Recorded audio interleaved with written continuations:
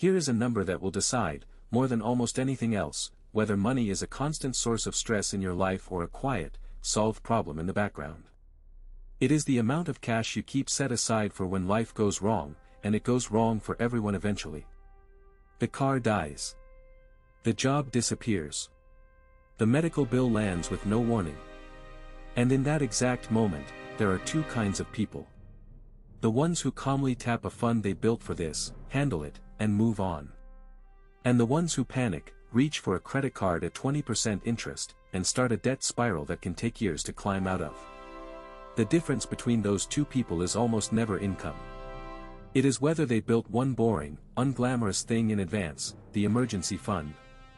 In this video I will show you exactly how much cash you actually need, not a random internet number but the honest amount for your life, where to keep it so it is safe but still working a little, and how to build it even if saving has always felt impossible. Let us decode it. Before we talk numbers, understand why this has to come first, before investing, before almost anything. An emergency fund is the foundation the entire rest of your financial life is built on. Here is the problem it solves. Without a cash cushion, a single surprise expense forces you into bad debt. You do not have $400 for the car, so it goes on a credit card, and now that $400 quietly grows into $600 or $700 with interest, and you are behind. Worse, without a cushion, you can never take a real risk that improves your life, leaving a toxic job, investing, starting something, because you are one bad week away from disaster and you know it. Fear makes every decision for you. The emergency fund breaks that. It turns emergencies from life-altering catastrophes into mild annoyances you handle and forget. It is not an investment meant to make you rich. It is insurance you give yourself, and its return is not measured in dollars, it is measured in the sleep you get at night and the debt you never take on. That is why the wealthy and the wise build it first. Now, if you are starting from zero, or from debt, the full emergency fund can sound impossible, so we break it into two stages.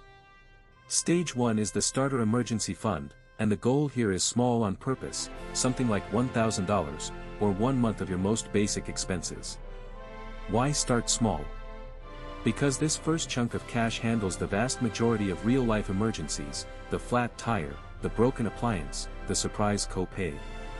It stops the bleeding, it keeps you off the credit card for the common stuff, and just as importantly, it proves to yourself that you can do this.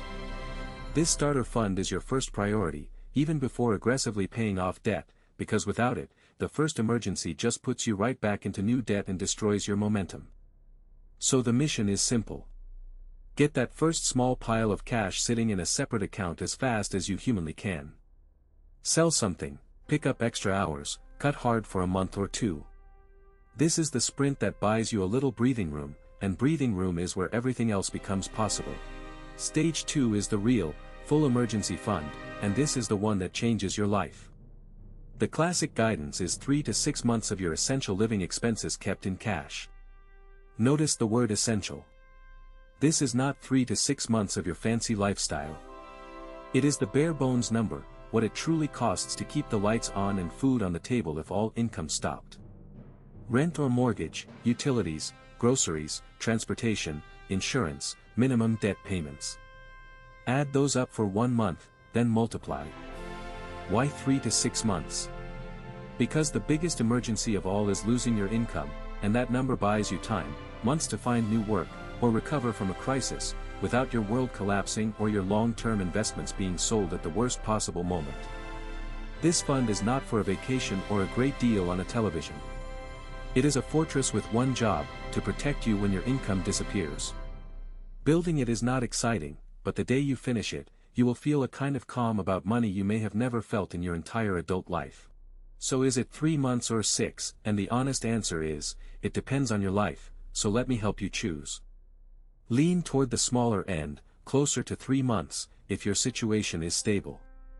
If you have a secure job in high demand, a partner with separate income, no dependents, and no major health issues, you can carry a lighter cushion because your risk of a long income gap is lower. Lean toward the larger end, 6 months or even more, if your situation is riskier. If you are self-employed or work on commission with income that swings, if you are the only earner for a family, if your job would be hard to replace quickly, or if you have people depending on you, you need a bigger fortress, because your emergencies tend to be larger and last longer. There is no single correct number handed down from the heavens. There is only the number that lets you sleep at night given your specific risks. The goal is not to hit some perfect figure. It is to honestly ask, if my income vanished tomorrow, how many months of calm would I want, and then go build exactly that. Now a critical question people get wrong in both directions. Where do you actually keep this money? There are 2 rules, and they matter. Rule 1, it must be safe and boring. Your emergency fund does not go into stocks, crypto, or anything that can drop in value, because emergencies love to strike exactly when the market is down, and you cannot afford for your safety net to have shrunk by 30% the week you need it. This money's job is to not lose value and to be there, period. Rule 2, it must be liquid, meaning you can get to it fast, within a day or 2, without penalties. So where does that leave you? The ideal home is a high-yield savings account, kept at a different bank from your regular checking. Why a separate bank? Out of sight, out of mind, so you are not tempted to raid it for a sale, but still reachable in an emergency. And high yield means it quietly earns a bit of interest while it waits, so inflation does not eat it as fast. Safe, separate, and liquid. That is the whole formula. Not invested, not locked away, not mixed in with your spending money. Some people resist building an emergency fund because they hate seeing a big pile of cash just sitting there, quote, doing nothing, when it could be invested and growing. I understand the feeling, but this is a mental trap, so let me reframe it. Your emergency fund is not an investment, and it is not supposed to act like one. It is insurance you pay yourself instead of a company. Think about it. You do not complain that your car insurance is not making you rich. Its job is to protect you, and it is worth every penny the day you crash. Your emergency fund is the same. Its return is not a percentage, it is the credit card debt you never take on, the panic you never feel, and the 20% interest spiral you completely avoid.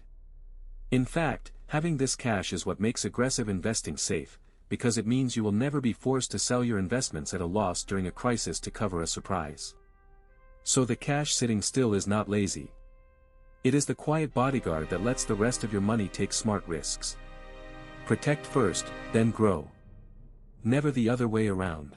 So how do you actually build this when money already feels tight? Let me be practical, because willpower alone fails. First, and most powerful, automate it. Set up a small automatic transfer from your checking to a separate high-yield savings account the day after you get paid, so the money is gone before you can spend it. Even $25 or $50 a paycheck starts a fund and, more importantly, builds the habit. You will not miss what you never see. Second, give it a temporary boost. For a short, intense period, treat this like the emergency it is designed to prevent. Sell things you do not use, pause a subscription or 2, cook instead of ordering, and shovel every extra dollar straight into the fund until the starter amount is done. Third, direct any windfalls here first. A tax refund, a bonus, a birthday gift, before that money can evaporate into stuff, send a chunk of it to the fund. The secret is that you do not need to find one giant lump of money. You need consistent, automatic, boring deposits, plus a willingness to sprint at the start. Slowly at first, then faster than you expect, the fortress gets built. Once you have built this beautiful fund, there is one last discipline, knowing when you are actually allowed to touch it, because an emergency fund rated for the wrong reasons is no fund at all. So here is the simple test. A real emergency is something that is unexpected, necessary, and urgent. All 3. A job loss. A genuine medical need. A critical car or home repair that you cannot function without. Those qualify, that is exactly what the money is for, so use it without guilt. What does not qualify? A great sale. A vacation you have been eyeing. A new phone because yours feels old. Holiday gifts you could have planned for. Those are not emergencies, they are expenses, and they belong in a separate savings goal, not in your fortress. And here is the final rule that makes the whole system work. When you do use the fund for a true emergency, your very next financial priority becomes refilling it, immediately, before anything else. The fund is a shield that you repair the moment it takes a hit, so it is always ready for the next surprise, because there is always a next surprise. Let me tell you what this fund really gives you, because it is so much bigger than money. On the surface, it is a pile of cash for car repairs and surprise bills. But underneath, it is freedom, the quiet kind that changes how you live. When you have several months of expenses sitting safely in the bank, something shifts in you. You stop being afraid. You can walk away from a boss who disrespects you, because you are not trapped by the next paycheck. You can say no to bad situations. You can take a smart risk on a better future, knowing you have a soft place to land if it does not work out. You sleep differently.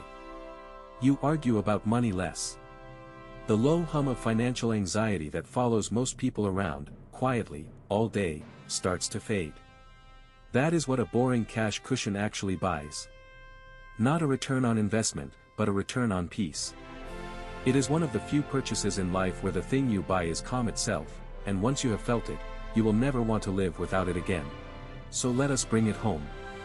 The emergency fund is the boring foundation that everything else in your money life stands on, and it comes first.